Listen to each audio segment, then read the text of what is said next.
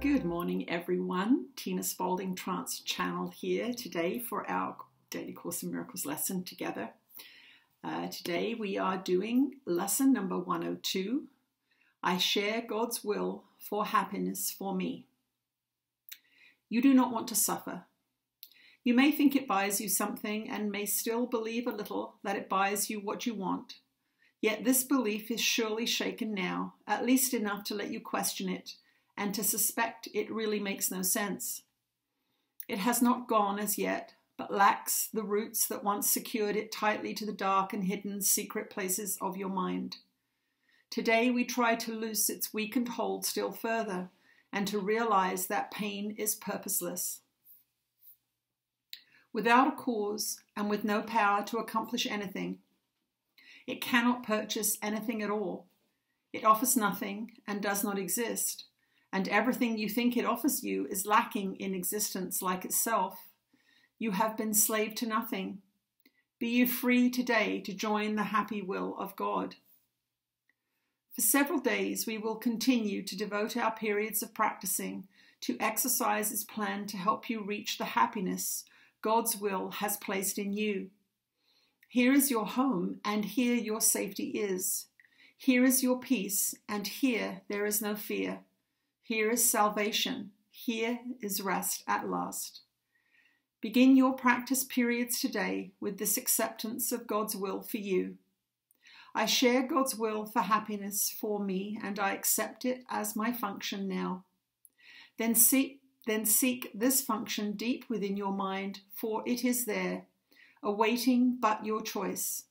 You cannot fail to find it when you learn it is your choice and that you share God's will. Be happy, for your only function here is happiness. You have no need to be less loving to God's Son than He whose love created Him as loving as Himself. Besides these hourly 5-minute rests, pause frequently today to tell yourself that you have now accepted happiness as your one function, and be sure that you are joining with God's will in doing this. So that is our lesson for today, lesson 102. I share God's will for happiness for me. Let's see what Jesus has to say today.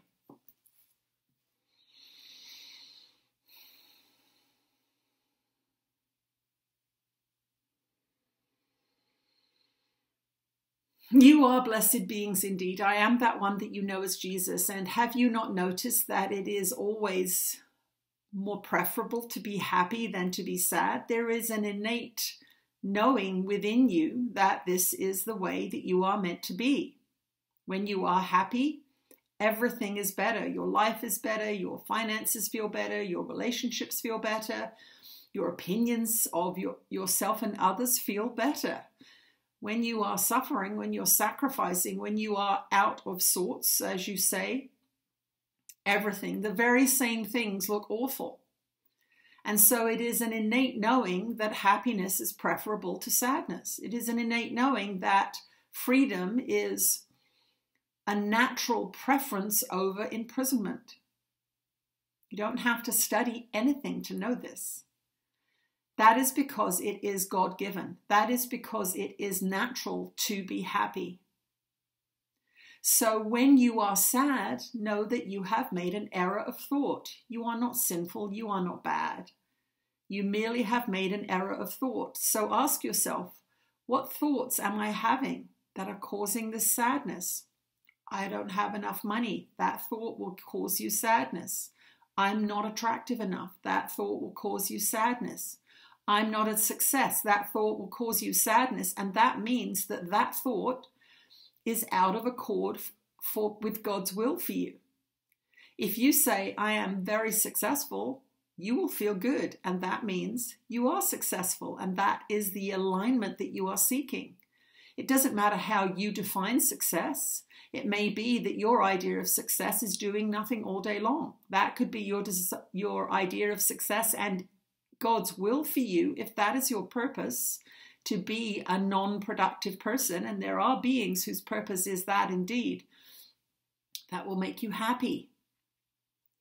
So in your day-to-day, look for those little things that you indulge in that cause you suffering and make you sad, and know that you are off track there and that you need to reassess the wording of that thought, that belief, that idea.